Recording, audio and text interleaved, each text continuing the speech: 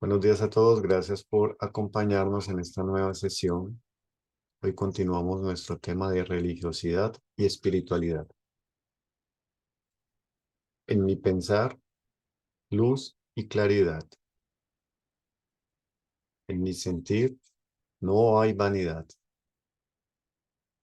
En mi actuar, fuerza y verdad. Así crecerá mi alma con fortaleza y bondad. María Lucía, muy buen día. Buenos días para todos, felices Pascuas. Eh, bueno, he continuado, como este año me he propuesto hacer estos sencillos ejercicios de metamorfosis que son muy potentes en estos procesos de transformación, que realmente es lo que se busca en estos grupos de estudio, una transformación desde adentro, ¿no? No desde afuera. Entonces, nos muestras nuestra propuesta, yo te la envié, Oscar. Vamos a observar ese proceso. Vamos a mirar, es un ejercicio muy sencillo, ¿sí? Que parte de nuestro círculo, ¿sí?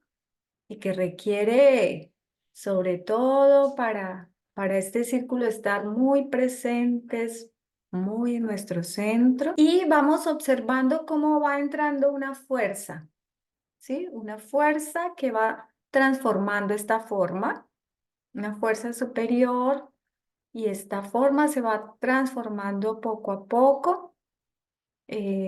Algunos maestros recomiendan, o algunas personas autores que he leído recomiendan este ejercicio más que todo para los maestros, pero también después del quinto año para cuando inician biología, estos procesos de transformación de la planta. Entonces, la propuesta que les traigo hoy es en una sola hoja vamos a hacer todo el proceso. Vamos a empezar. Eh, Primero, ya tenemos nuestra hoja en formato vertical, como le dije a Oscar. Tenemos nuestra tiza y lo que vamos a empezar es simplemente con la mano, siempre partiendo del movimiento sin el color. Vamos a dividir nuestra hoja en dos. Vamos a hacer una línea imaginaria horizontal y vamos a hacer un círculo arriba. ¿Sí? Vamos a hacer solo el movimiento, solo con mi dedo, con mi mano. Y estos ejercicios previos son importantes para soltar esa muñeca, ese codo, porque lo que necesitamos más que nuestra forma quede perfecta, eso no nos interesa. Es el proceso que vamos haciendo a medida que se va creando esta forma. Entonces simplemente vamos con nuestro dedo hacer un círculo arriba y un círculo abajo de mi hoja, ¿sí? Solo el movimiento, o sea que en esa hoja aparezcan dos círculos. Solamente eso. Vamos a moverlo y es importante también cómo me ubico en la hoja, dejar un poquito de margen arriba, un poquito de margen abajo. También es importante de cómo me ubico en el espacio. Y esto solo lo consigo si tengo una buena eh, percepción de ese espacio. Entonces, primero es muy importante solo el movimiento de mi mano, de mi dedo por la hoja, percibir el movimiento. Entonces vamos a hacer una especie de dibujo dinámico, si bien este es dibujo de formas, pero vamos a ir llevando esta forma en estos 6 pasos hasta llegar al séptimo, donde este círculo inicial se voltea al revés. Entonces, lo que estaba afuera queda adentro y lo de adentro afuera, como hemos hecho casi en todos los ejercicios de metamorfosis. Entonces, bueno, ahora sí vamos a coger nuestra, en mi caso, la tiza, el crayón, el color. Y siempre la recomendación, empezamos con un trazo muy ligero, no tenso, solamente apenas perceptible, que apenas se vea ese trazo. Pero él se va haciendo visible cada vez que paso una y otra vez por la forma.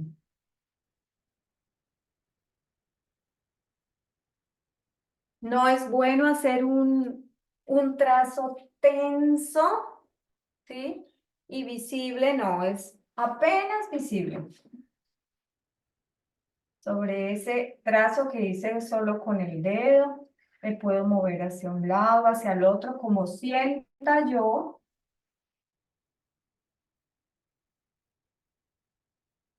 De esa forma, me alejo, observa si realmente está redonda, si no está achatada hacia un lado.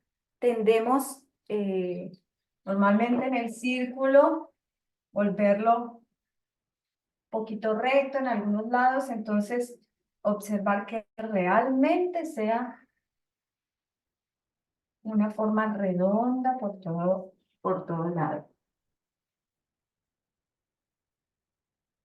Una y otra vez, pasamos una y otra vez por ese trazo hasta que lo sienta ya bien centrado en la parte superior de mi hoja. Y cuando sienta que ya esa forma está muy equilibrada, siempre utilizo esa palabra, que es como el equilibrio es el motivo principal de este tipo de dibujo, el dibujo de formas. Es que esté equilibrada arriba, abajo, ¿sí? Entonces, cuando ya la siento así, pues entonces la voy a hacer ya con un color más visible.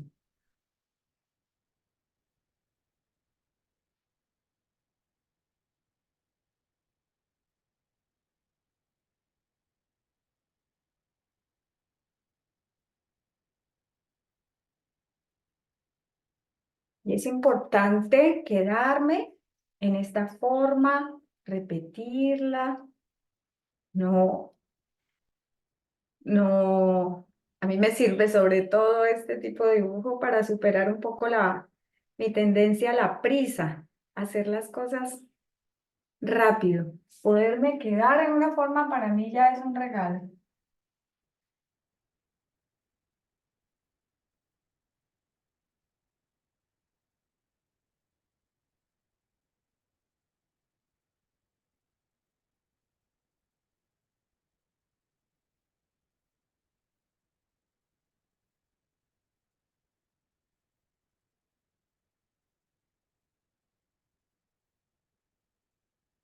¿Estamos todos allí? A ver, yo miro.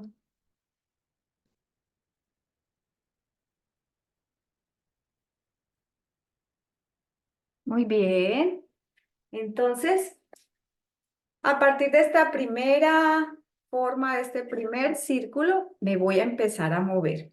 Ustedes primero me van a observar solamente cómo me voy a mover. Voy a hacer los 3 primeros pasos, ¿sí? Es como les decía ahora, una especie de dibujo dinámico, donde no levanto en ningún momento el color de la hoja, sino que me muevo, me muevo, me muevo y se va moviendo hasta lograr que esa fuerza entre. ¿Ves? Llego aquí a mi forma inicial y en algún momento entra esa fuerza desde arriba.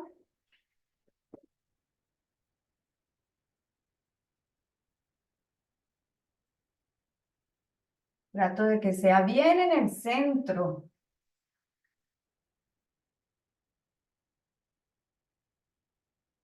Entra esa fuerza, primero solo un poco y luego un poco más, así un poco más arriba del centro, va entrando esa fuerza y me sigo moviendo, no paro. Continúo el movimiento.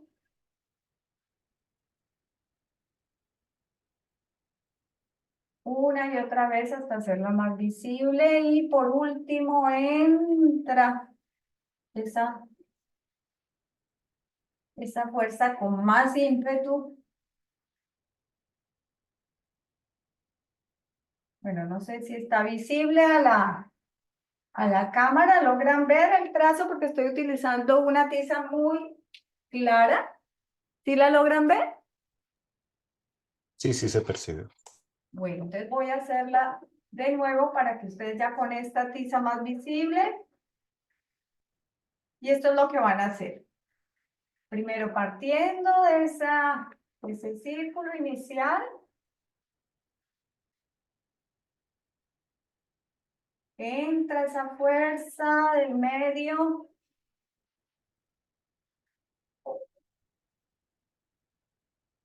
me muevo varias veces y entra un poco más.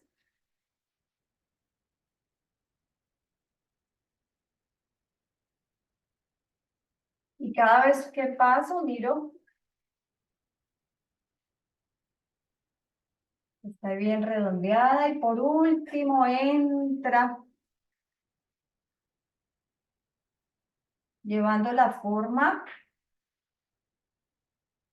de imaginación que se produce casi que en todos los seres vivos. Los procesos de metamorfosis de las plantas, los animales. Allí está siempre este movimiento, estas fuerzas que entran. ¿Listo? Entonces vamos a hacer este primer paso. Vamos a hacer hasta allí y luego continuamos. Pero sobre el mismo círculo, Oscar, sobre el mismo círculo superior que hiciste. No vas a hacer uno nuevo, eso, allí sobre ese mismo círculo. Miren que es sobre el círculo, también hay alguien que trabajó, no es en la clandestina. No vamos a hacer un nuevo círculo. Miren, sobre ese mismo círculo superior que inicié, me muevo y va entrando esa fuerza. Dejemos ese espacio inferior vacío, todavía no, ahí vamos para el siguiente paso. De pronto los que apenas entran no vieron el proceso de metamorfosis, de pronto lo colocamos de nuevo, Oscar, para que se ubiquen un poquito de cuál es el proceso que estamos llevando. Entonces estamos en ese paso del medio, estamos llevando del círculo y va entrando una fuerza, esa forma se va haciendo un poco más pequeña. Entonces es sentir eso, así como lo está haciendo Oscar, está muy bien. Sobre ese círculo superior. Intentar hacerlo un poco más visible.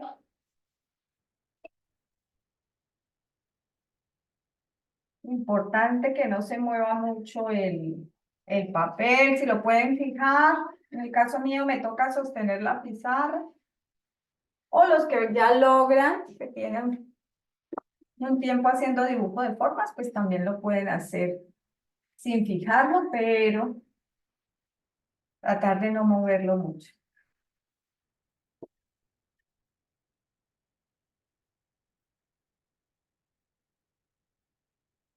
Cada vez que paso, suelto un poco más la mano.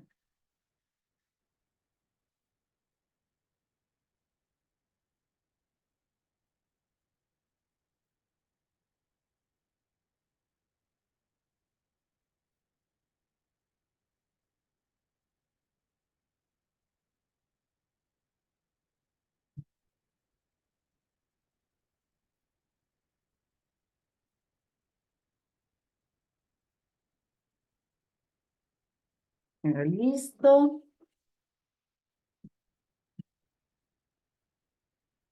Ya podemos quitar la imagen para yo poder ver cómo vamos. Esto. Muy bien, entonces estamos en ese tercer paso. Todos vamos allí. Ujú. Eso, primero con un color apenas visible. Muy bien, Violeta, eso. Tratemos de no parar hasta llegar a la forma, como que no hacemos una forma y paramos, no. Nos seguimos moviendo y volvemos al círculo. Andrea, está muy pequeña esa forma. La idea es que ese círculo ocupe todo el espacio de arriba. Entre más pequeño el trazo, más tensión hay en mi mano. Entonces, en el dibujo de formas buscamos que sea un papel lo más amplio posible y vamos a utilizar la mitad hacia arriba del papel, Andrea. No es estos, porque estos dibujos tan pequeños, eh, sí, uno puede hacerlos para en otro momento, pero en el dibujo de formas buscamos que el movimiento sea lo más amplio posible, el papel lo más grande. ¿De acuerdo? Entonces pueden voltearlo por el revés, no hay problema, ya lo hiciste pequeño, lo volteamos por el revés la hoja y lo hacemos ya nuevamente con este círculo superior. ¿De acuerdo? De acuerdo. Nos movemos. Me avisan cuando ya todos estemos aquí. Y vamos, la idea es algo dinámico, ¿no? Puedo del círculo devolverme a esta forma, luego a la siguiente, sin levantar el color,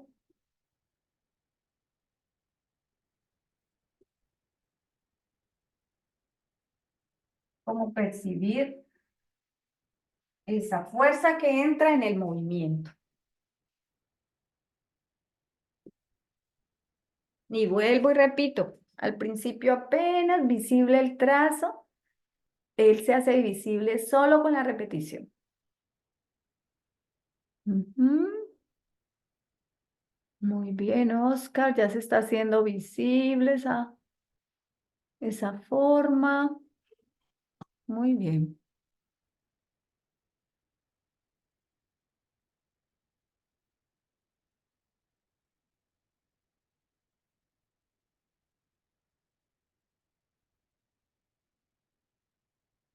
Y ahora, entonces me van a observar los últimos tres pasos para llegar a la inversión total de esa forma.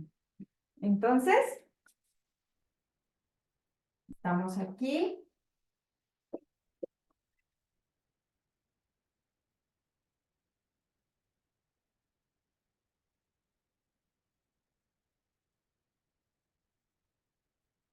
Voy a utilizar otro color. Ya cuando estamos en esta última forma, entra y sale de ese círculo inicial. Sin parar, hacemos un lazo aquí y un lazo aquí, esa forma.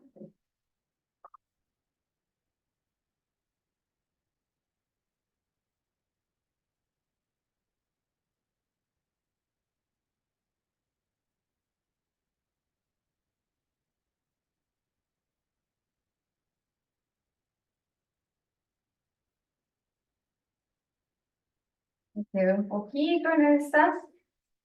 Y luego entra un poco más, un lazo más pequeño y de esa forma entra un poco más. Un lazo un poco más pequeño.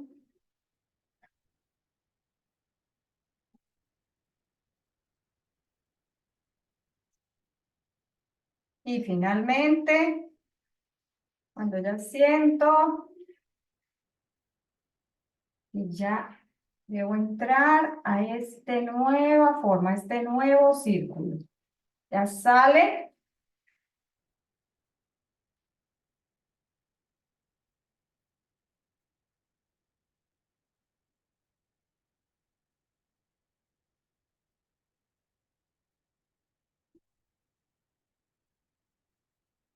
todo de manera muy dinámica, soltando la mano, ¿sí? Y allí ya hice toda la inversión de la forma, lo voy a hacer más visible esta última parte, estaba aquí, entró con este lazo, primero entró muy poco y aquí el lazo más grande.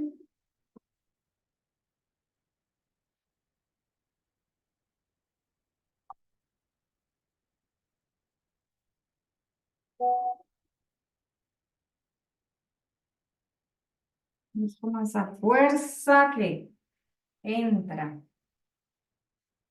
Y luego entra un poco más con ese lazo más pequeño, pero con esa fuerza de arriba hacia abajo.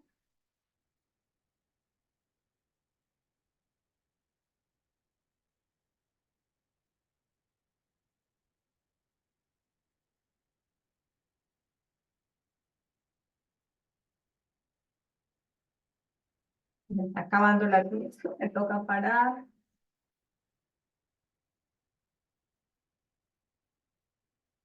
Y por último, ya siento que esa forma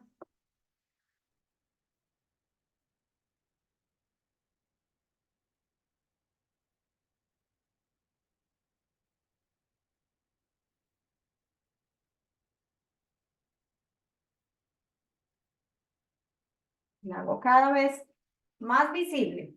Entonces, allí si me alejo puedo observar todo el proceso de metamorfosis desde el círculo inicial hasta este círculo inferior.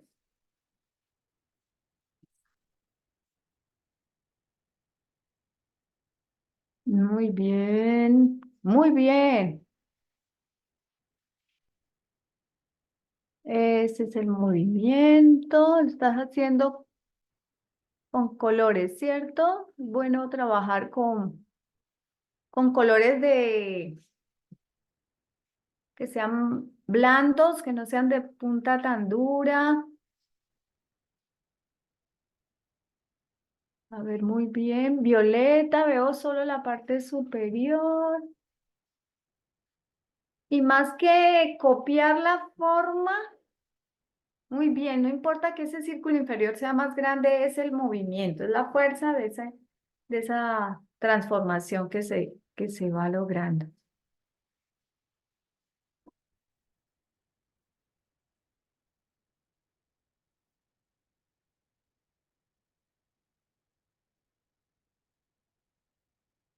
Muy bien, ese es el movimiento.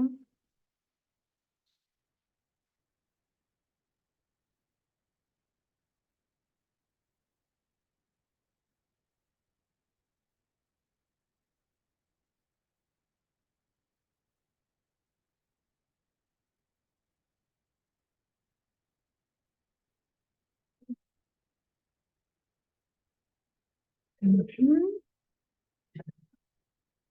Y puede ser que los últimos tres pasos le colocamos un color diferente.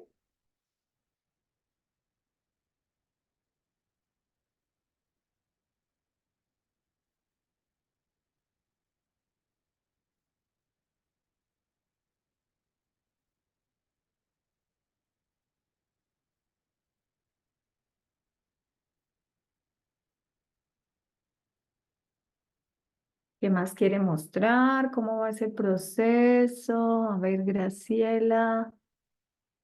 Muy bien, muy centrado, Graciela. Súper. Muy bien. Gracias, muy lindo la verdad este dibujo.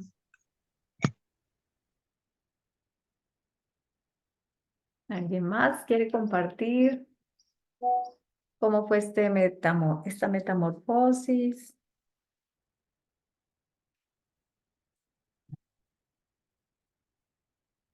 Mónica, muy bien. Eso. Muy bien. Y como siempre, recuerden que no es llegar, sobre todo en estos ejercicios de transformación, de metamorfosis, no es llegar, no es copiar un modelo, es sentir realmente el movimiento para llegar a la forma. Y pues realmente eso es lo que hace nuestra alma, todo movimiento, cuando estudiamos, cuando leemos, hay un movimiento interior. Y si no se logra, pues no. A veces podemos leer mucho, pero si no hay, no se mueve algo dentro nuestro, no pasa nada.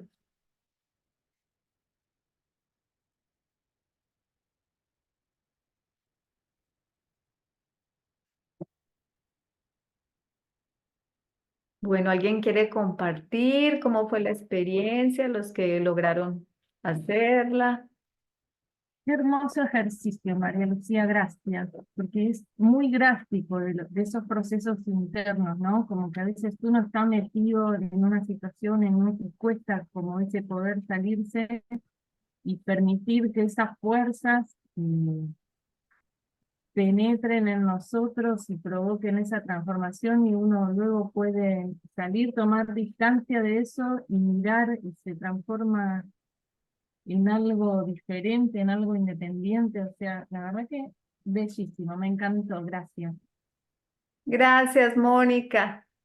Muy bien, sí, es como poderlo percibir, muy bien, Nancy, percibir eso que Steiner dice en muchas de sus conferencias de que se traslapa, muchas de las cosas que vemos de una forma realmente son al revés. Pero En el hay que mundo espiritual. permitirse que esa fuerza entre y confiar, y uno deja de ser lo que es para transformarse en otra cosa diferente y poder salirse de ese entorno o de esa, o sea, lograr la individualidad realmente, ¿no? Porque, o sea, de eso que está todo ahí, uno logra separarse y ser realmente lo que uno es. Es maravilloso, gracias. Muchas gracias, Mónica. Bueno, entonces los dejo para que continúen con el grupo. Nos vemos en 2 semanas, Oscar. Muchas María Lucía, gracias. mil gracias. Nos vemos en 2 semanas. Feliz semana para ti. Hasta luego. Muchas gracias, María Lucía. Muchas gracias, María Lucía. ¿Cómo se presenta la concepción espiritualista? El espiritualista puro niega la existencia independiente de la materia y solo la considera como un producto del espíritu. Si aplica esta concepción para resolver el enigma de la propia entidad humana, se ve en un aprieto. Frente al yo, al que se puede poner del lado del espíritu, se halla, sin que medie cosa alguna, el mundo sensible. A este no parece abrirse ningún acceso espiritual. El yo tiene que percibirlo y experimentarlo por medio de procesos materiales. El yo no encuentra en sí mismo tales procesos materiales si pretende considerarse tan solo como entidad espiritual. En lo que el yo trabaja por sí mismo espiritualmente, no hay nada del mundo sensible. Parece que el yo tiene que reconocer que el acceso al mundo le quedaría cerrado si el vínculo con él no lo estableciera de un modo no espiritual. De la misma manera, cuando pasamos a la acción, tenemos que realizar nuestras intenciones por medio de las sustancias y fuerzas materiales. Por lo tanto, dependemos del mundo exterior. Fragmento del libro Filosofía de la Libertad, Rudolf Steiner. Gracias, Mónica. Maestro Mario, muy buen día. Muy buenos días.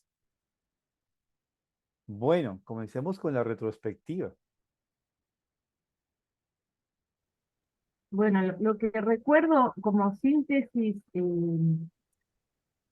que antiguamente los conocimientos para la supervivencia y la convivencia, o sea, que se extraía todo, digamos, de la relación con el cosmos y la naturaleza.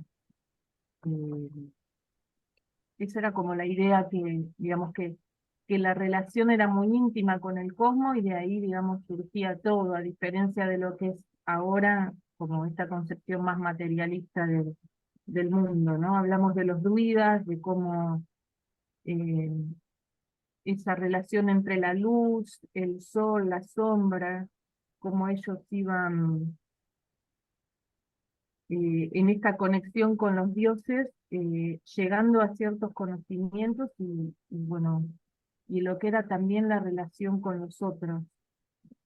Y ahora, bueno, como que estamos totalmente desprendidos de esa conexión con lo espiritual y, y bueno, así estamos. Ujú. Muy bien. ¿Alguien más? Eh, sí, hablabas, como dice Mónica, de que antes de iniciar lo religioso existía, era el culto. Y estas culturas druidas pues empezaron a manejar o pues sí, a trabajar lo que era el culto. Y era esa observación, pero era un culto a través de la observación del cosmos y ese cosmos cómo afectaba en la naturaleza. Luego llegaron los cultos a Mitras, donde ya no solamente era una relación con el cosmos, sino que ya adicionalmente era una relación hacia el interior del ser humano. Y empezaron a evidenciar cómo el cosmos afectaba de alguna manera los procesos internos del ser humano, cómo ese ser inferior estaba de alguna manera afectado y que precisamente empezaron a reconocer que requerían trabajar de alguna manera ese yo superior, eh, para poder fortalecerse y no quedarse solamente en todo este tema de los instintos, apetitos y deseos. Luego estos templos, comentabas que se empezaron a generar, bueno, que estos templos de alguna manera siempre se construían en sitios muy especiales y de hecho a través de las culturas se evidenciaba que cada vez que llegaba una cultura nueva, de alguna manera, colocaba su templo sobre el templo anterior. Eh, y en esos templos generalmente también se ubican lo que son los cementerios o las catatumbas o bajo esos templos siempre existían estos sitios donde enterraban a los muertos.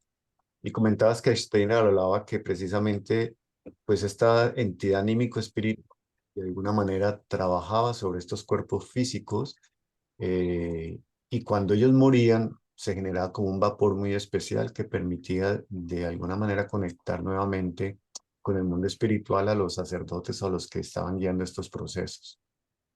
Y luego comentaste que bueno, que inicialmente toda esta sabiduría se pasaba de manera oral y luego se inventó la escritura que empezó como símbolos y a través de esta escritura es que pues de alguna manera se lograba transmitir a mayor gente, a mayores personas, digamos, estos conocimientos, pero eso también trajo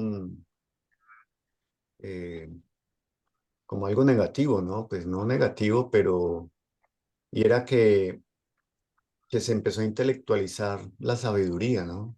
Y colocaste el ejemplo del almanaque Bristol, donde sí, ahí está la sabiduría, pero está en cuadros, está en texto, y ya la gente simplemente mira el texto o un cuadro y dice, bueno, estamos en tal luna y vamos a sembrar, pero no lo interiorizaban y se va perdiendo. Gracias a la escritura, de alguna manera se está materializando la sabiduría, pues, literal en papel, y de alguna manera, pues eso era como el comienzo de esa materialización de nuestra cultura, ¿no? Ujú. Sí.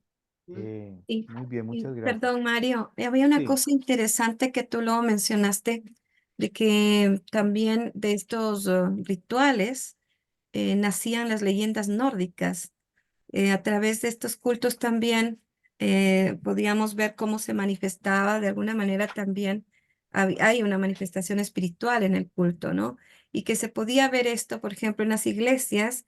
Déjame ver si estoy en lo correcto, me avisa, por favor. Sí, de que en las iglesias este tema de las catacumbas que están debajo, por ejemplo, los cementerios, están en las iglesias, justamente ahora se puede ver eso como una especie también de exaltación o de culto a estas tumbas, ya sean por personajes especiales o santos, ¿no? Dicho así. Esta parte quería yo solamente preguntarte, en este sentido, ¿qué es lo que hay ahí? O sea, claro, entiendo esto de las catacumbas, de que en realidad todas las iglesias tienen estos cementerios y personajes importantes están enterrados ahí. ¿Cuál es el tema ahí? O sea, ¿qué es lo que se persigue con eso? ujú. Liz, Liz. No te escuchaba. Bueno, no, también ahí en el recuento, de pronto tú mencionaste algo que me pareció muy interesante y fue como esa relación tan fuerte que esas culturas tenían con el cosmos, pero precisamente lo trajiste ahora para hacer una invitación como a reflexionar todos estos fenómenos que estaban pasando con la actividad del Sol, ¿sí?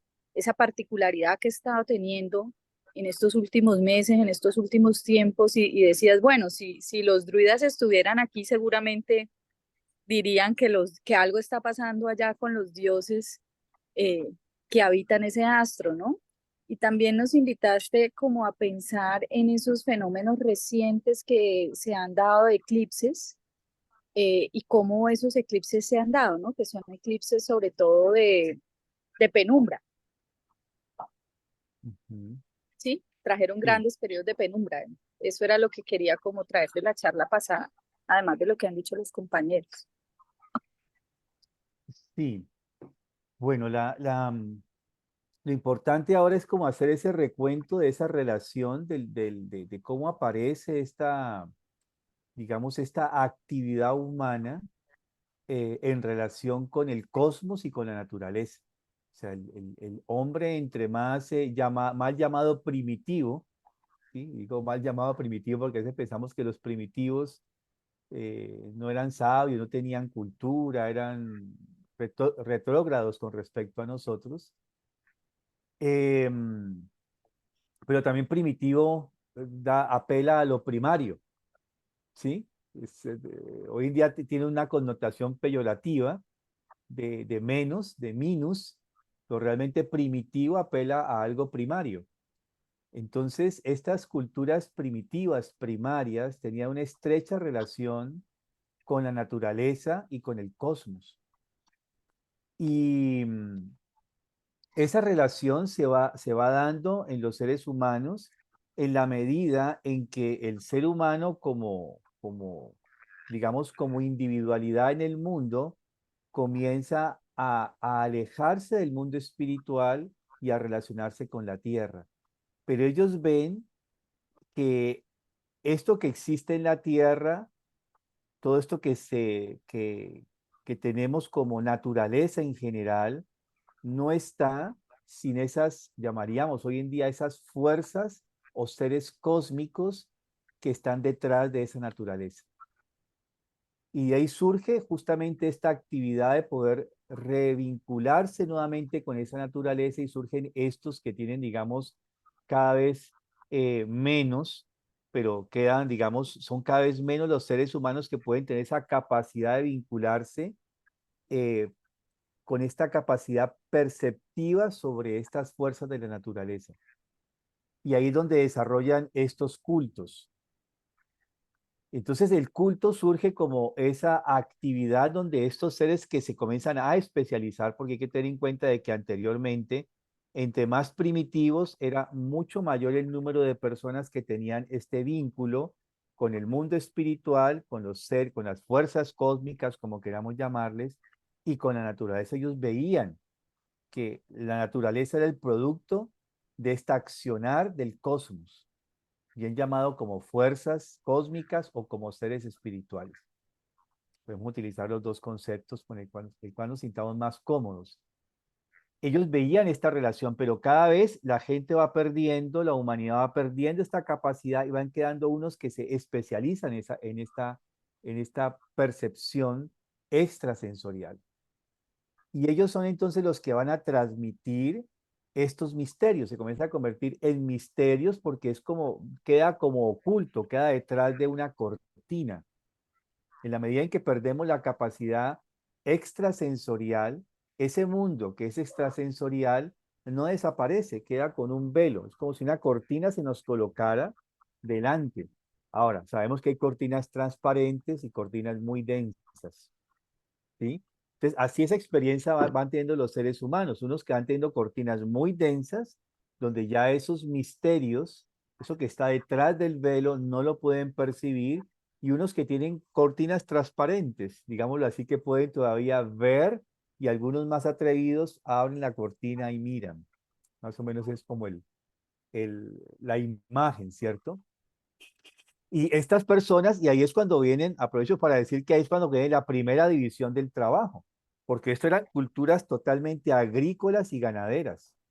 Y todo este conocimiento que extraían detrás del velo era para poder justamente aplicar de una manera adecuada, correcta, todo lo que tenía que ver con esa naturaleza y esa ganadería. O sea, cómo cultivar, cuál era el mejor momento para que el toro procreara. O sea, eran momentos muy especiales que sabían y entonces había toda esta procesión del toro, bueno, todos estos rituales que van surgiendo justamente a partir de estas prácticas, donde ellos, estos rituales lo que van dando lugar es a un reconocimiento de estas fuerzas naturales y un sentimiento de gratitud, dado a que estas fuerzas cósmicas, espirituales, obran en la naturaleza y a partir del conocimiento de estas fuerzas que obran en la naturaleza, hay un sentimiento de gratitud y de reverencia. Entonces van surgiendo sentimientos, gratitud, reverencia, devoción, ¿sí? Van surgiendo del alma espontáneamente una serie de sentimientos al vincularse en esta relación cosmos, el mundo espiritual, naturaleza. Y esto se va manifestando en los rituales. Entonces, el culto va dando lugar a unos rituales. Y de estos rituales va surgiendo una serie de costumbres y hábitos que va dando lugar a ciertos, digamos, movimientos dentro de esa comunidad que vamos a llamar cultura. No es gratuito que cultura deviene de culto, porque todas estas actividades, hábitos, costumbres que van surgiendo de estas comunidades, de estas poblaciones, tienen relación con lo cultico, es decir, con lo que transmiten justamente estos sacerdotes que inicialmente hablamos de los druidas, que son los que más tenemos, digamos, una concepción de una antigüedad. Y va surgiendo entonces también el otro aspecto de ciertos hábitos y costumbres en torno al manejo de la agricultura y la ganadería. Entonces surge culto, cultura, agricultura. Entonces estos tres conceptos que hoy en día los vemos abstractamente y desligados uno del otro, tenían una estrecha relación. En estas culturas ganaderas y agrícolas no se podía concebir agricultura sin cultura y sin culto. Y no se podía concebir culto sin cultura y sin agricultura. Las tres estaban estrechamente relacionadas. Pero la humanidad sigue evolucionando. Seguimos evolucionando y las comunidades, las civilizaciones dejaron cada vez de ser menos agrícolas y ganaderas y comenzó a surgir el ámbito de la artesanía. Ya comienza la elaboración y la transformación de la naturaleza y comienza lo que conocemos como vamos a llamar oficios y posteriormente artes, ¿cierto? Oficios y artes. Hoy en día dice artes y oficios, pero primero fueron los oficios que surgen en relación con la naturaleza y la ganadería, o sea, la agricultura y la ganadería. Ahí surgen los oficios. Recordemos que en estas épocas los seres humanos solamente eh, eh, obtenían de la naturaleza lo que necesitaban para vivir. Se vestían de pieles, hacían las herramientas de acuerdo a las necesidades que tenían concretas y específicas con el trabajo que tenían, con sus oficios, y su vida era de alguna manera sencilla, sencilla en el sentido de que todo lo que tenían no era una ostentación, sino una de uso, o sea, de tener una utilidad realmente. Y luego en esta evolución va surgiendo la artesanía donde ya comienza justamente a transformarse. Pero en esta artesanía ya se va dando lugar a una expresión del alma. Esto que vimos que va surgiendo como devoción, veneración, gratitud, de reverencia. En ese sentido, el alma comienza a expresarse en este sentido de lo que es el arte y comienzan a justamente a colocarse elementos manifiestos de esas experiencias que tiene el ser humano. Entonces, en estos inicios, las actividades artísticas daban lugar a una vivencia que el ser humano estaba teniendo en relación con estos que llamábamos los cultos. La relación, entiendo que culto es la relación que tenía el ser humano con la naturaleza y las fuerzas cósmicas, los seres espirituales o el mundo espiritual. Y luego esto ya el ser humano comienza, a partir de esta actividad del arte, ya el ser humano comienza justamente a interferir de una manera mucho más notoria, porque ya no solamente modifica o hace aspectos concretos que digamos, modifican la naturaleza para poder sobrevivir y la ganadería, sino que va colocándose un elemento muy importante que tiene que ver con algo nuevo en la cultura, que es el arte. Que ahí surge todo ese gremio de los artesanos. Y también esos artesanos todavía tenían algo que los vinculaba con este mundo de los misterios, con lo que estaba detrás del velo. Y ahora los seres humanos comienzan a crear justamente la cultura, o sea, ya no solamente las actividades de ritos y costumbres, sino una serie de modificaciones estructurales dentro de ese ambiente donde viven. Ya cada vez se vuelven más, ya no son nómadas, sino que se vuelven más, ¿cómo se dice la palabra? Eh, Sedentario. Sedentario. sedentarios es la palabra, y se vuelven más sedentarios. Entonces, en ese sentido, ya comienzan a modificar la estructura de sus sitios de vivienda y va a surgir entonces la arquitectura. ¿Sí? No como la concebimos hoy en día, ¿sí? Sí, porque hoy en día los arquitectos estudian mucha matemática, ven mucha, tienen que conocer mucho de trigonometría, mucho de cálculo, diseños, una cantidad así de geometría, tienen que meterse mucho en esos elementos. En esos instantes, estos mismos sacerdotes indicaban las leyes de la construcción, porque las viviendas lo que tenían era un reflejo de las leyes cósmicas. Entonces, una vivienda tenía una relación, sabían que esas leyes cósmicas formaban nuestro cuerpo humano. Y ahora la casa, que era una extensión, se convertía en una extensión de la naturaleza y del cuerpo humano, debía contener esas leyes cósmicas. Entonces, en un principio, los artesanos y los constructores, que así se llamaban inicialmente, realmente estaban relacionados con esas leyes que estaban detrás del velo, con esas leyes, fuerzas espirituales que se manifestaban y creaban la naturaleza, trataban de reproducirlas en la creación de lo que eran sus viviendas, o ciudades, ¿no? Que no solamente les decía que comenzaban a crecer las poblaciones en torno a ello.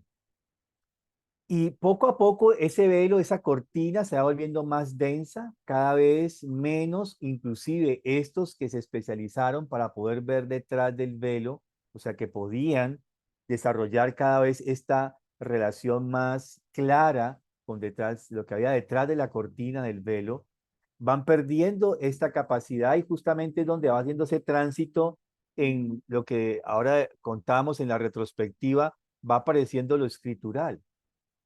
Y en la medida en que va apareciendo lo escritural, cada vez más vamos a depender de lo que está consignado en el texto.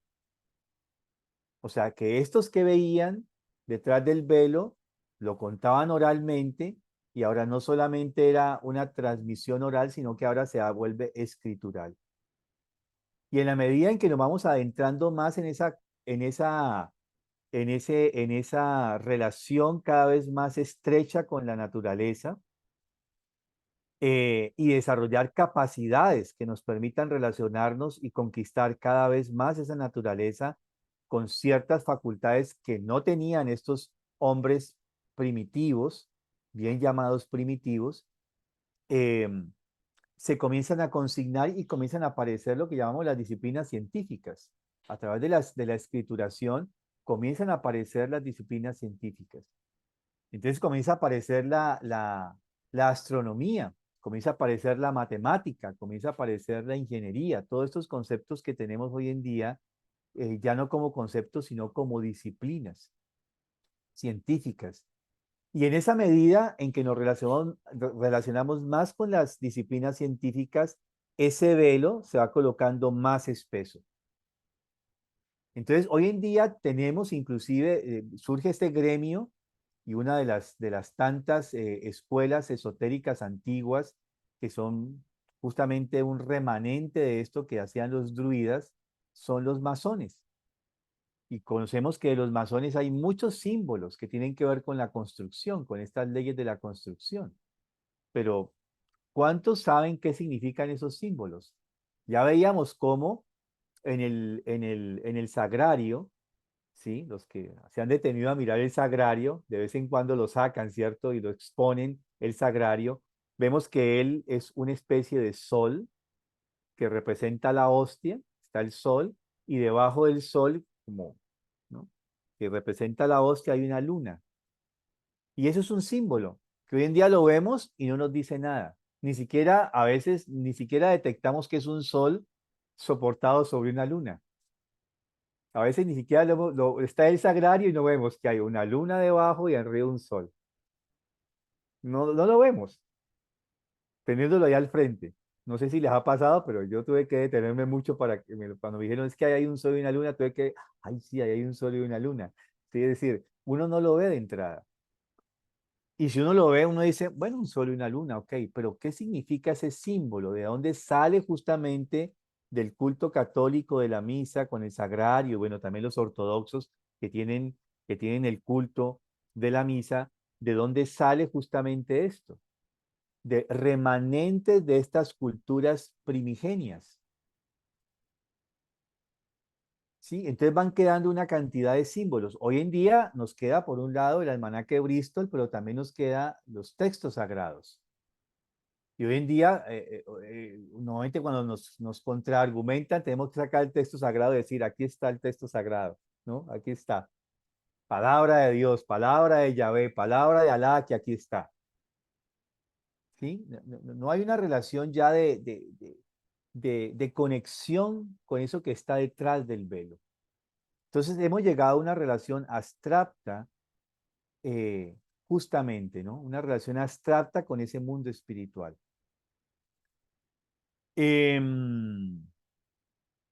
Bueno, podríamos detenernos en todos estos detalles de los diferentes cultos, ¿cierto? Que hay, pero podemos tomar algunos símbolos que todavía son significativos.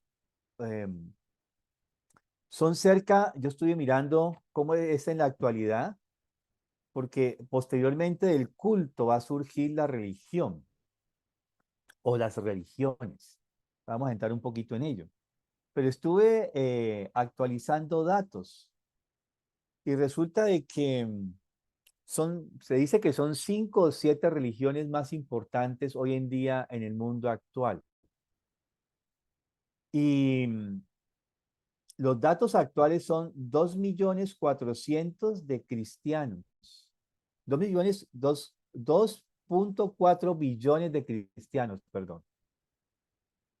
1.5 billones de musulmanes. 1.2 billones, llamémosle, de ateos. Llamémosle de ateos.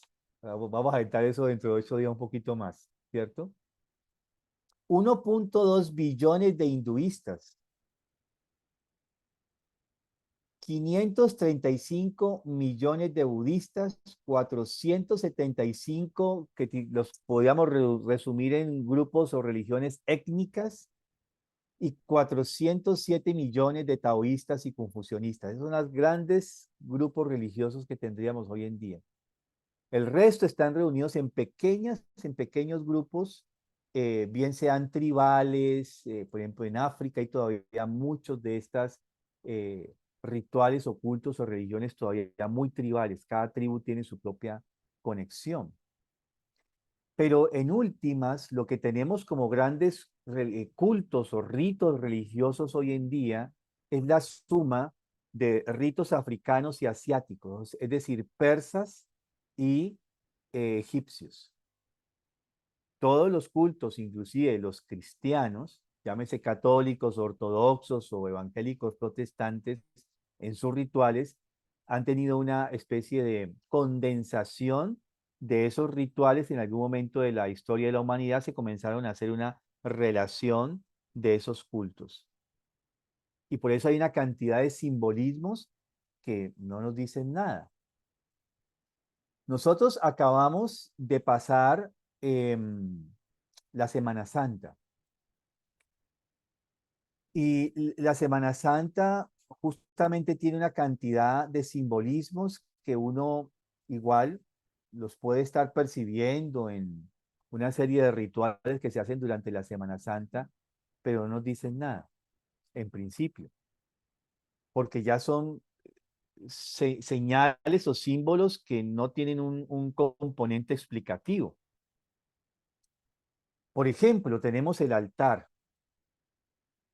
Y el altar es un símbolo de la tumba. Si ustedes le quitan la vestimenta al altar, es una representación de una tumba.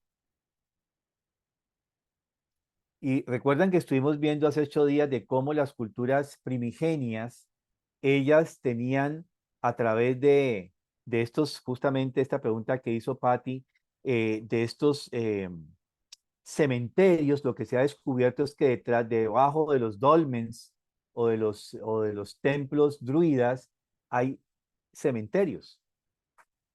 Y veíamos que la relación de estos cementerios es porque cuando el ser humano entra con su actividad anímica espiritual, él, en la medida en que su actividad anímica espiritual, digámoslo de esta forma, es más espiritual, esa materia se transforma.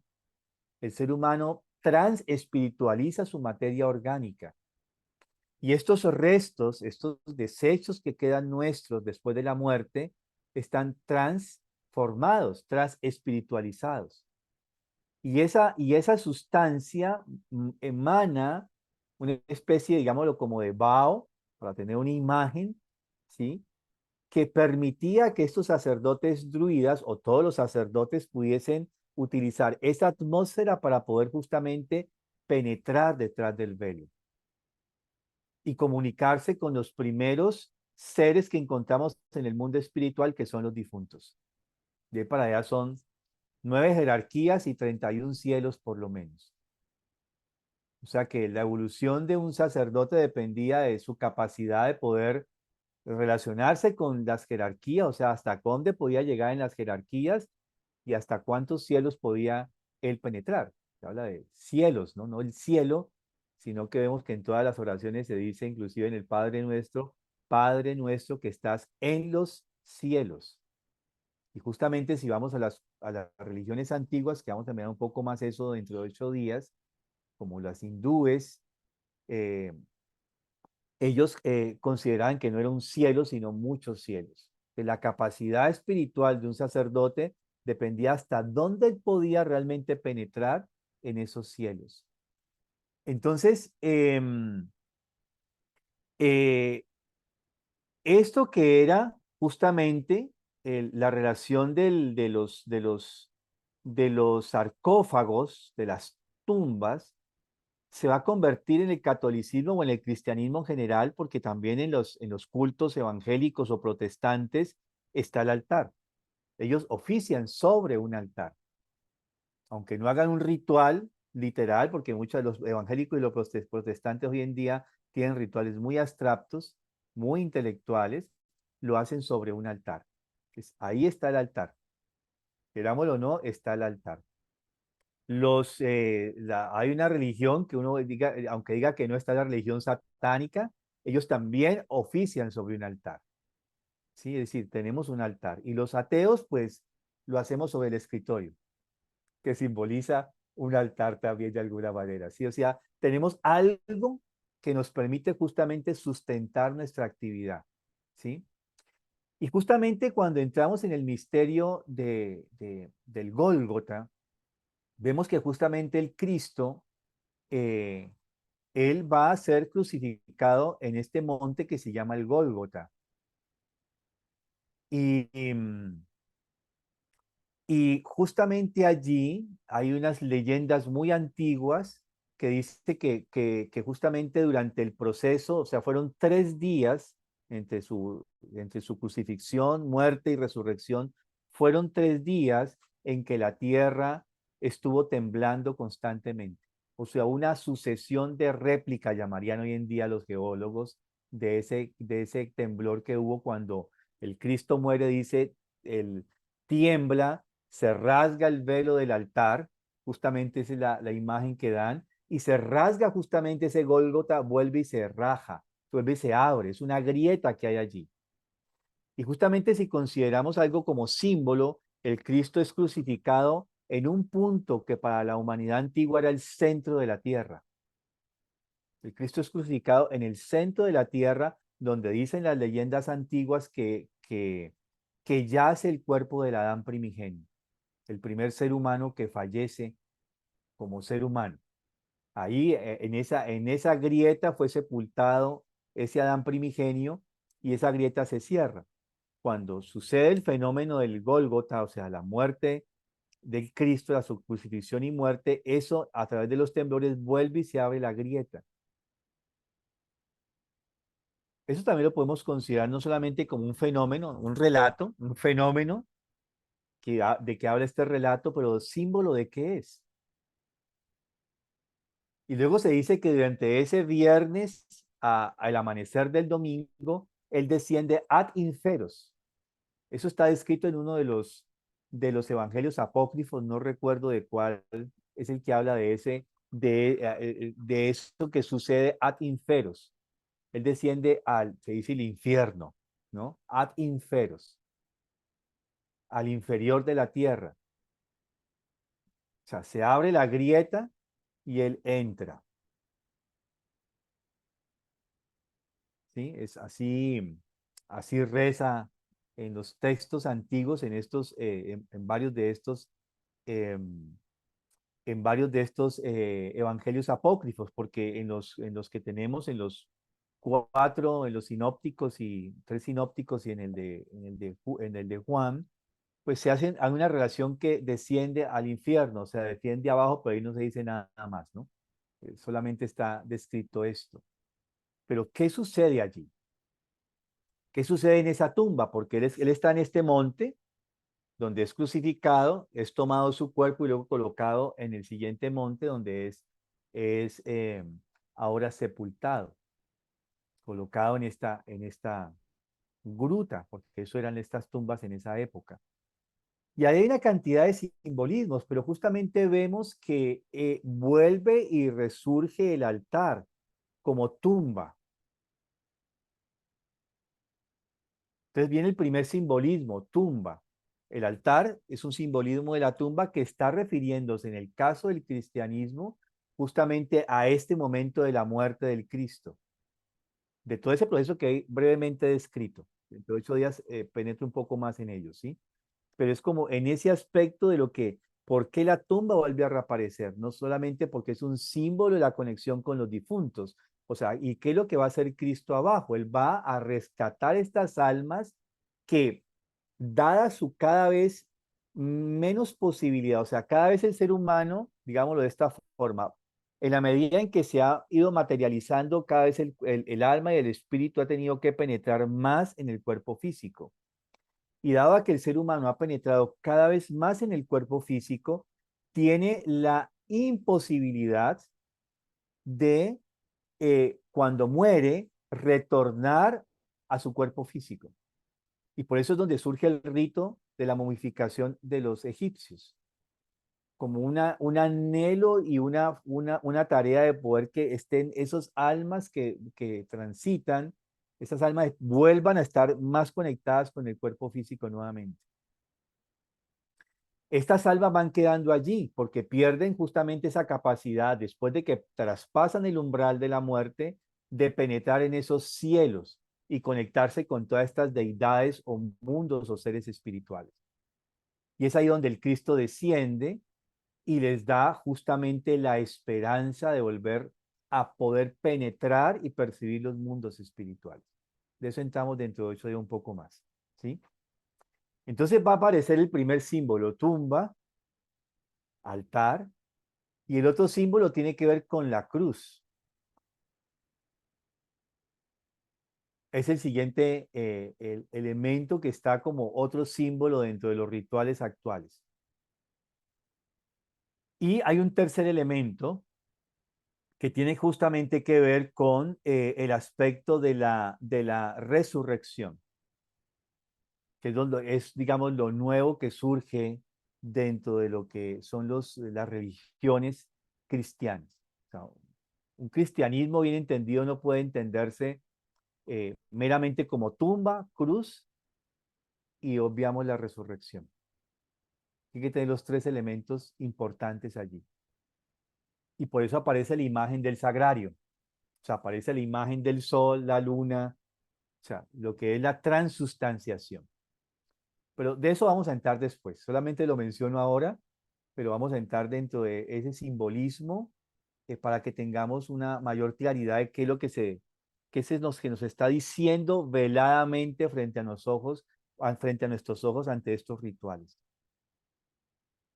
Bien, entonces tenemos todo este aspecto de lo que son los cultos y cómo va surgiendo posteriormente el concepto de religión. El concepto de religión es relativamente nuevo como concepto, ¿sí? Ahora vamos a mirar más adelante los tres aspectos que connotan esto de religión. Pero digamos que este concepto de religión comienza a aparecer en la India, por ejemplo, como dharma, que traducido significaría ley, costumbres, orden. Sutri, que es oír, bhakti, confianza, piadosa, veneración de la divinidad, shraddha, creencia, que una divinidad se manifiesta en los poderes de la naturaleza. Todo esto es lo que tenía que ver con los cultos. Son palabras antiguas del hindi que nos dan cuenta de eso, que va surgiendo como con estos conceptos que decíamos de veneración, de devoción, de gratitud, que surgen de estos seres de manera natural. En la China aparece este concepto de, yo así que en chino sí no soy muy bueno para decirlo siquiera, en hindi intento, pero saben como Shanghiao, algo así, o Shanghiao, que significa doctrina celestial. Y Hiao, justamente esa connotación Hiao en chino, significa doctrina, enseñamiento, educación. Y miren cómo va apareciendo algo que va cambiando una connotación de culto a lo que va siendo concepto de religión. Y ya cuando nos adentramos a la palabra justamente religión, pues sabemos que viene del latín, que significa religarse. y esto significa una conexión, ¿sí? De religarnos, de unirnos nuevamente con algo, o sea, con eso que está detrás del velo, de lo que ya cada vez es más misterio porque el velo se va colocando muy denso. Y luego, a partir de este concepto romano de religión, comienzan a aparecer los pensadores que comienzan a darle una definición a ese concepto de religión. Entonces, uno de los primeros que habla de ello es Cícero. Era un filósofo, Cícero era, no era Cícero, era Cícero, un filósofo, Marco Tulio Cícero, filósofo y orador romano, es uno de los primeros que comienza a darle una definición a esto de religión y lo utiliza para designar eh, ponderaciones y observaciones concienzudas que los dioses nos han dejado. Ya vemos que en esta definición, este concepto, aparece una actividad profundamente del pensar humano. Ya quiero mostrar como la diferenciación entre el culto y lo que aparece como ahora religión. ¿Sí?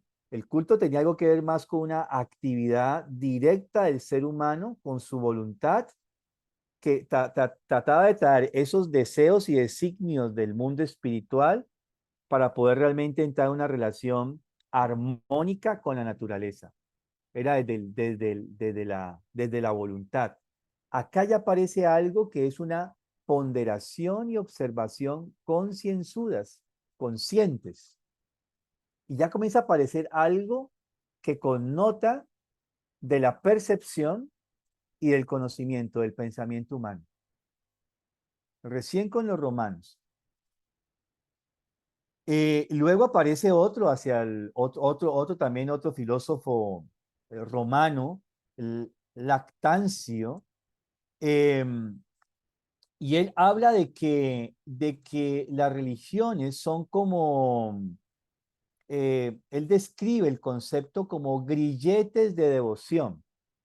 Teniendo en cuenta de que este concepto de grillete es como algo que nos contiene, algo que nos retiene, ¿no? Porque siempre que pensamos en grilletes pensamos de esclavitud, ¿cierto? Pero pensemos en grilletes, algo que nos retiene, que nos contiene, pero son grilletes no físicos como los tendrían los esclavos, sino de devoción. Y él va a decir que esos grilletes de devoción, por ellos estamos comprometidos y religados a Dios. O sea, toma este aspecto de la devoción como algo que nos contiene, que sí, nos contiene frente a esta experiencia de Dios. Entonces, ya con este filósofo aparece un aspecto de lo que es devoción, eh, y el aspecto de la religación, pero la religación ya no es como para Cícero a través de una percepción y una conciencia, sino con él surge como un sentimiento de devoción que me religa con lo espiritual o con Dios. Luego más adelante va a aparecer San Agustín, ¿sí? Y ya sabemos eh, que él va a definir el aspecto de religión también como, él lo va a decir así: aspiremos a un Dios único y esforcémonos para ligar nuestras almas religantes, eh, nuestras almas religantes únicamente a Él. Aspiremos a un Dios único y esforcémonos a ligarnos únicamente a Él. Esto lo dice en su texto la verdadera religión. Y entonces acá también aparece ya el concepto de religión como un camino en el cual Dios es venerado y reconocido como fundamento de todos los seres humanos a través de la más pura devoción. Luego quiero seguir con esta descripción, porque vamos a aparecer hasta llegar a Kant, a Marx, con las definiciones que van a hacer de religión, ¿sí? Porque vamos a mirar el proceso evolutivo que tiene. Pero miren, lo que quiero mostrarles hoy es cómo vamos de ese camino del culto y cómo va apareciendo el concepto de religión y cómo ese concepto de religión se va paulatinamente en el mismo proceso evolutivo de la humanidad, de la misma desvinculación con la naturaleza, comienza a aparecer una cualidad que ya es más de orden interior. Por un lado, porque la devoción, vamos a mirar más adelante, es una cualidad totalmente muy interior, tiene que ver con las fuerzas, con el órgano del corazón. Y además de eso, también como un camino donde yo ya no deviene solo, sino que yo tengo que colocarme en movimiento interior, en ejercitación. Quiero dejar allí por hoy, ¿sí? Para eh,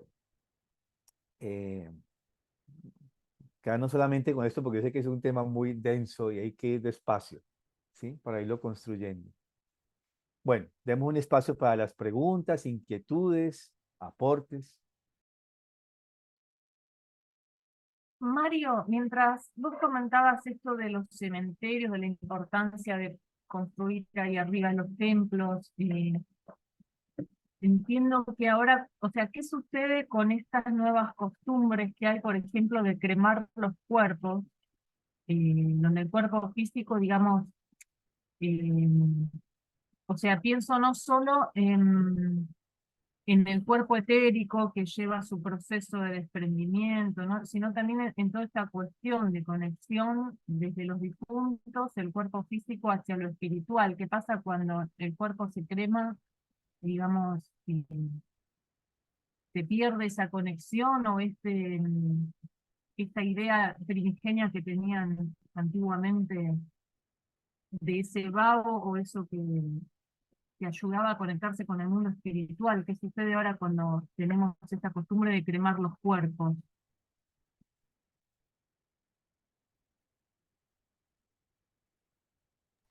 Cremar los cuerpos no solamente es una costumbre moderna, es también muy antigua. Si vamos a mirar, hay muchas culturas antiguas que cremaban los cuerpos, ¿sí? El tema es qué hacemos con los restos. Es decir, la diferencia entre sepultar y cremar es que en el proceso de sepultar, el cuerpo tiene un proceso de descomposición, literalmente, ¿cierto? De desintegración más lento, que se calcula más o menos en 4 años, más o menos, ¿sí? Es decir, toda la mortaza eh, que nos envuelve esta carne, más o menos tiene un proceso. Los huesos no, los huesos necesitan mucho más tiempo, hay que sacarlos y meterlos al osario. A mí me impresionó cuando mi abuela paterna falleció y pues, la sacaron después de 4 años, ella la colocaron en tierra, la sepultaron en tierra. Después de 4 años todavía tenía piel adherida a los huesos. Y su putero tuvo que hacer su trabajo de limpieza. Y luego los huesos fueron llevados al osario comunitario de todos nuestros ancestros. Y para mí fue impresionante, yo nunca había visto eso de mis ancestros. Comenzaban a sacar los huesos del tío abuelo, del abuelo, del bisabuelo, intactos. Yo no tenía ni un poro esos huesos. Casi que eran marfil puro. Yo quedé impresionado. Huesos de mi bisabuelo. O sea, ¿cuántos años hace ¿Sí? O sea, es un proceso muy lento. La cuestión es que, digamos, el cuerpo físico, inclusive nuestros huesos, pueden permanecer mucho tiempo. Pero este cuerpo físico corresponde a la naturaleza. Se reza por ahí, en costumbre, polvo eres y en polvo te convertirás. Es decir, nuestro cuerpo físico como tal, su sustancia corresponde a la naturaleza y él debe retornar a la naturaleza. Entonces tenemos que hablar justamente de tres cementerios o de tres grandes ámbitos sepulturales. Entonces, el primer aspecto es el de la materia, la tierra, donde queda el cuerpo físico. Y ahí bien puede ser cremado o sepultado. Pero aún así, cuando uno es cremado, eso que queda uno en polvo, eso no es tan real. Quedan, ¿cómo se llama? Astillas, realmente, ¿no? Son más huesos astillados, lo que queda. Claro, pues, del tamaño que uno era va a quedar una cajita, una bolsita así, ¿cierto? Porque toda la materia orgánica se consumió y los huesos pues tratan de pulverizarse un poco más. Eso acelera el proceso de descomposición. Pero luego viene, llamémosle el espacio del cuerpo, del mundo etérico. Recordemos que tenemos, desde la visión de la antroposofía, un cuerpo físico y también un cuerpo etérico. Y allí, en ese mundo etérico, dejamos nuestro cuerpo etérico. Es decir, imaginemos que tenemos un gran cementerio donde dejamos los cuerpos humanos físicos. Y ahora entramos a un cementerio donde están todos los cuerpos etéricos de los seres humanos. Y posteriormente hacemos el camino de lo que se llamó el, el camino del Kamaloka, el purgatorio, como le han llamado muchos. Durante ahí pasamos un tercio de nuestra existencia en la tierra aproximadamente, y luego de que terminamos ese proceso, nuestro cuerpo astral queda allí depositado en ese mundo astral. Y nuestro yo, que ese no se descompone, ese es perenne, ahora va a transitar al mundo del Dios Padre. ¿Sí? Entonces, realmente tendríamos tres, ¿cómo llamarle? Cuerpos que tienen un proceso de desintegración. El cuerpo físico, el cuerpo etérico y el cuerpo astral. Y esto lo sabe la magia negra. Y por eso no hay magia negra que no utilice sustancias, elementos físicos, partes, ¿no? Fluidos o partes del cuerpo físico humano para hacer una verdadera magia negra. Entonces están apelando a muchos de estos, inclusive los medios, lo que hacen es entrar a ese cementerio, llamémosle así, es una invención mía, ¿sí? A ese mundo del mundo astral, de donde están todos estos cuerpos astrales que quedan allí en un proceso también de desintegración. Eh, Entran a este mundo y entonces lo que hacen es invocar a ese cuerpo astral. No es la individualidad. Pero bueno, esos son temas que quizás tratamos muy al final de cuando nos entremos en más y más en este mundo. Pero digamos que lo importante es cómo nosotros consideramos estos restos humanos. Ya el simple hecho de que una alma humana, una alma espíritu haya vivido en ese cuerpo, por menos evolucionado que esté evolucionado, y ese desarrollo, esa evolución de ese ser humano ha llevado a la transformación de esa materia orgánica. Y ahí es donde tenemos que tener un cierto, llamémosle, respeto por estos restos humanos.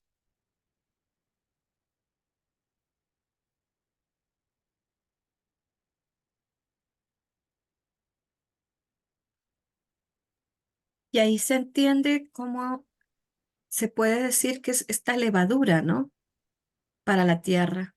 Esta Sí, expresión tan sublime de la levadura para la tierra que permite que ella exista, aún siendo como haya sido, como tú lo dices, la transformación igual se da. sí, el ser menos evolucionado evoluciona, Qué ¿sí? maravilla. Ujú, El ser ujú, menos evolucionado, hay seres, llamémosle así, uno dice muy peyorativamente primarios, esos seres ujú. también evolucionan, tienen un desarrollo. O sea, no pasa nadie por esta tierra que no evolucione. Es decir, Claro, ¿quién no ha tiene pensado en un momento determinado en algo que ha hecho? Hasta los locos lo piensan, ¿sí? Hasta los dementes piensan, ¿no? Un poco. Y cuando están de acuerdo dicen, venga, ¿qué es esto, no? Y esa ya actividad de reflexionar conlleva una transformación de lo humano. Pero simplemente hecho de tener una experiencia humana nos lleva a transformarnos. Miren, nosotros nos ha tocado transformarnos, aprender a ser, a ser nativos digitales. ser alfabetas digitales. Desde de analfabeta ahora somos alfabetas, ya no somos tan iletrados, ¿cierto? No somos tan, ya tenemos, podemos utilizar un computador, lo mejor lo sabemos prender, y eso ya es una evolución. Eso no lo tuvieron nuestros bisabuelos, ¿sí? Comprender cómo funciona un bombillo. Eso ya genera un nivel de evolución, o sea, lo estamos hablando en el sentido muy materialista, ahora ya viene en el sentido humano, trascendental. Entonces, aún los seres humanos menos evolucionados evolucionan, ¿sí? No crean, por ejemplo, uno dice Himmler, sí, un tipo malvado, pero al final cuando se da la captura termina pues, suicidándose. ¿Por qué se suicida? ¿Qué hace que tome el acto suicida? ¿Por qué no va y enfrenta a los aliados y dice, bueno, aquí estoy, entonces, ¿qué pues? ¿No? Se termina suicidando. ¿Por qué? ¿Qué hay allí en ese acto? O sea, son cosas, ¿no? Que nos ponen a pensar que realmente hasta el más malvado de los malvados, porque este fue bien malvado, eh, tiene un momento en que hay algo, hay un destello de lucecita allá en el interior. Y justamente somos eso, ¿no? Somos nutrientes, somos humus para la tierra. Steiner dice que sin estos cuerpos que se reintegran a la tierra no puede evolucionar.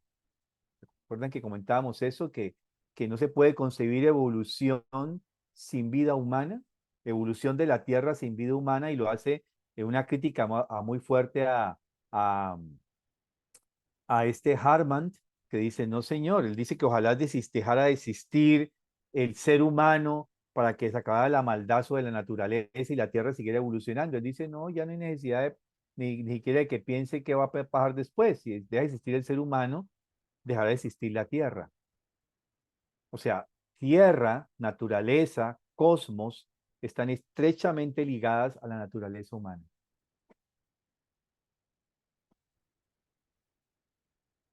Por eso lo vamos a mirar un poco más adelante con más detalles. Bueno, son las 8:30. Creo que debemos dejar allí y continuamos dentro de 8 días. Gracias, Mario. Con mucho Gracias, gusto. Mari. Ujú, gracias. Gracias. Vamos a cerrar. ¿Quién desea leer el verso, por favor?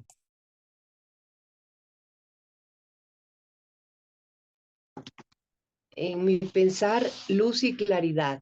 En mi sentir no hay vanidad. En mi actuar, fuerza y verdad. Así crecerá mi alma con fortaleza y bondad. Gracias, Nancy. Bueno, gracias, Mario. Gracias a todos. Nos vemos dentro de 8 días. Una feliz semana. Muchas gracias a todos. Gracias, Mario, Oscar. Chao. Ya, buena semana. Chao, chao. Chao, Gracias. chao.